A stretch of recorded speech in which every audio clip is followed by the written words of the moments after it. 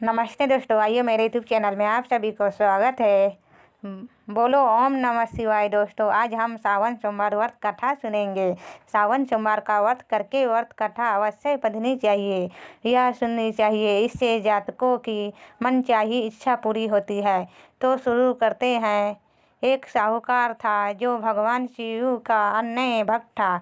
उसके पास धन धन्य किसी भी चीज़ की कोई कमी नहीं थी, लेकिन उसकी कोई शतान नहीं थी और वह इसी कामना को लेकर रोज शिव जी के मंदिर में जाकर दीपक जलाता था। इसके इस भक्ति भावों को देखकर एक दिन माता पार्वती ने शिव जी से कहा कि हे प्रभु, यह साहूकार आपका अन्य भक्त है।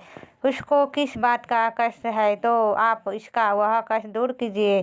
शिव जी बोले कि हे पार्वती, इस साहूकार के पास कोई पुत्र नहीं है, यह इसी से दुखी रहता है। माता पार्वती कहने लगी कि हे ईश्वर, कृपा करके इसे पुत्र का वरदान दे दीजिए। तब भोलेनाथ के कहा कि हे पार्वती, साहूकार के भाग्य में पुत्र का योग नहीं है। ऐसे में अगर इसे पुत्र प्राप्त का वरदान मिल भी गया तो केवल वह 12 वर्ष तक ही जीवित रहेगा। यह सुनने के बाद भी माता पार्वती ने कहा कि हे प्रभु, आपका इस साहूकार को पुत्र का वरदान अवश्य देना चाहिए, अन्यथा भक्त क्यों आपकी सेवा पूजा अर्चना करेंगे। माता के बार बार कहने से भोलेनाथ ने साहूकार को पुत्र का वरदान दे दिया, लेकिन यह भी कह दिया कि तुम्हारा पुत्र केवल 12 वर्ष तक है जीवित रहेगा। यह बात सुनकर साहूकार ना दुखी हुआ ना प्रसन्न हुआ। वह पहले की ही तरह भोलेनाथ की पूजा अर्चना करता रहा। उधर से शेठानी गर्भवती हुई और 9वें महीने उसे सुंदर बालक की प्राप्ति हुई। परिवार में खूब हर्षोल्लास मनाया गया, लेकिन साहूकार पहले ही की तरह रहा। उसने बालक की 12 वर्ष की आयु का जिक्र किसी से नहीं किया। जब बालक 11 वर्ष का हो गया तो एक दिन साहूकार की शेठानी ने बालक के विवाह के लिए साहूकार से कहा। साहूकार ने कहा कि वह अभी बालक है और मैं उसे काशी पढ़ने के लिए भेज रहा हूँ। इसके बाद उसने बालक ने मामा को बुलाया और कहा कि इस काशी पढ़ने के लिए ले जाओ और रास्ते में जिस भी स्थान पर रुको वहाँ पर यज्ञ करना और ब्राह्मणों को भोजन कराते हुए आगे बढ़ना। वह ऐसे करते हुए ही जा रहे थे। रास्ते में एक राजकुमारी का विवाह हो रहा था, जिससे उसका विवाह होना था। वह एक आँख से काना था। तो उसके पिता ने जब अति सुंदर साहूकार के बेटे को देखा तो उनके मन में आया कि क्यों ना इसे घोड़ी पर बिठा कर शादी के सारे कार्य संपन्न करा लिए जाए। उन्होंने मामा से बात की और कहा कि बदले में धन उसको देंगे, जिससे मामा भी राजी हो गया। उसके बाद साहूकार का बेटा विवाह की वेदी पर बैठा और विवाह कार्य जब संपन्न हो गया तो जाने से पहले उसने राजकुमारी की चुंदरी के पडले पर लिखा कि तेरा विवाह तो मेरे साथ हुआ है, लेकिन जिस राजकुमार के साथ तुम्हें भेजेंगे वह एक आँख से काना है। इसके बाद वह अपने मामा के साथ काशी के लिए चला गया। उधर जब राजकुमारी ने अपनी चुंदरी पर यह लिखा हुआ पाया तो उसने राजकुमार के साथ जाने से मना कर दिया।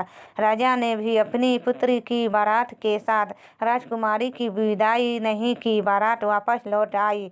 उधर मामा और भांजे काशी पहुंच गए थे। एक दिन जब मामा ने यज्ञ रचा रखा था और भांजा बहुत देर तक बाहर नहीं आया तो मामा ने अंदर जाकर देखा तो भांजे के प्राण निकल चुके थे। वह बहुत परेशान हुए, लेकिन सोचा कि अभी रोना पिटना मचाया तो ब्राह्मण चले जाएंगे और यह का कार्य अधूरा रह जाएगा। जब यह संपन्न हो तो मामा ने रोना पिटना शुरू किया। उसी समय शिव जी और माता पार्वती वहां से जा रहे थे।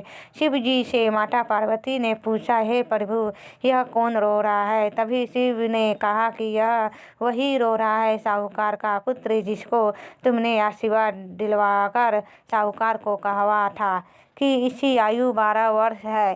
तब माता पार्वती ने कहा, हे स्वामी, इस जीवित कर दे, अन्यथा रोते रोते इसके माता पिता के तो प्राण निकल जाएंगे। तब भोलेनाथ ने कहा कि हे पार्वती, इसकी आयु इतनी ही थी सो यह भोग चुका। लेकिन माता के बार बार ग्रहण करने पर भोलेनाथ ने उसे जीवित कर दिया। लड़का ओम नमः शिवाय करते हुए जी उठा और मामा भांजे दोनों ने ईश्वर का धन्यवाद दिया और अपनी नगरी की ओर लौटे। रास्ते में वही नगर पड़ा और राजकुमारी ने उन्हें पहचान लिया। तब राजा ने राजकुमारी को साहूकार के बेटे के साथ बहुत सारे धन दन्नय के साथ विदा किया। उधर साहूकार और उसकी पत्नी छत पर बैठे थे। उन्होंने यह प्रण रखा था कि यदि उनका पुत्र सही कुशल ने लौटा तो वह छत से कूदकर अपने प्राण त्याग देंगे। तभी लड़के के मामा ने आकर साहूकार के बेटे और बहू के आने का समाचार सुनाया, लेकिन वे नहीं माने तो मामा ने सपन पूर्वक कहा। तब दोनों को विश्वास हो गया और दोनों ने अपने बेटे बहू का स्वागत किया। उसी रात साहूकार को स्वप्न में शिव जी ने दर्शन दिया और कहा कि तुम्हारे पूजन से मैं प्रसन्न हुआ। इसी प्रकार से जो भी व्यक्ति इस कथा को पढ़ेगा या सुनेगा उसके समस्त दुख दूर हो जाएंगे और मनवांछित सभी मनोकामना की पूर्ति होगी। तो बोलो ओम नमः शिवाय, हर हर महादेव। दोस्तों, मेरी वीडियो आपके पसंद आई हो तो प्लीज़ लाइक सब्सक्राइब शेयर जरूर करें। ओम नमः शिवाय। जय श्री कृष्णा। राधे राधे दोस्तों। ओम नमः शिवाय। नमस्कार दोस्तों, आप सभी अच्छे रहे, मस्त रहे, स्वस्थ रहे और फिर मैं नेक्स्ट वीडियो में आप सभी से मिलती हूँ। Bye bye.